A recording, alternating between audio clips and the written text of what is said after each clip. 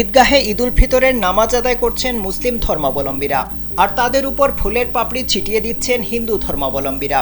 গেল ২১ মার্চ হিন্দু মুসলিম একতা সমিতির ব্যানারে সম্প্রীতির এই অনন্য নজির দেখা গেছে ভারতের রাজস্থানের জয়পুরে।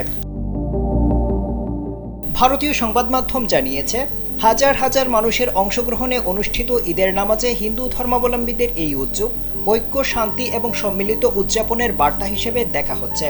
হিন্দু ধর্মাবলম্বীদের ব্যতিক্রমী এই আয়োজনের ব্যাপক প্রশংসা করেছেন স্থানীয়রা। স্যান্ডেলিনা সো, রূপচর্চায় আভিজাত্য। আয়োজকরা বলছেন, এই উদ্যোগের লক্ষ্য হলো হিন্দু মুসলিমদের মধ্যে বিভেদ সৃষ্টিকারী আখ্যানগুলোকে প্রতিহত করা। এটি সমসাময়িক ভারতে আন্তঃধর্মীয় সম্প্রীতির একটি ইতিবাচক উদাহরণ হয়ে থাকবে বলেও দাবি তাদের।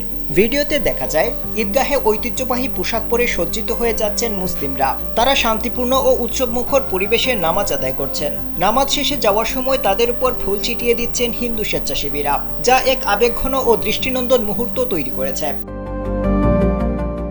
হিন্দু মুসলিম একতা সমিতির সদস্যরা জানিয়েছেন, তাদের এই উদ্যোগের আরেকটি উদ্দেশ্য হল উৎসব বিভিন্ন সম্প্রদায়ের মধ্যে সেতুবন্ধন হিসেবে কাজ করতে পারে এই ধারণাকে আরও শক্তিশালী করা।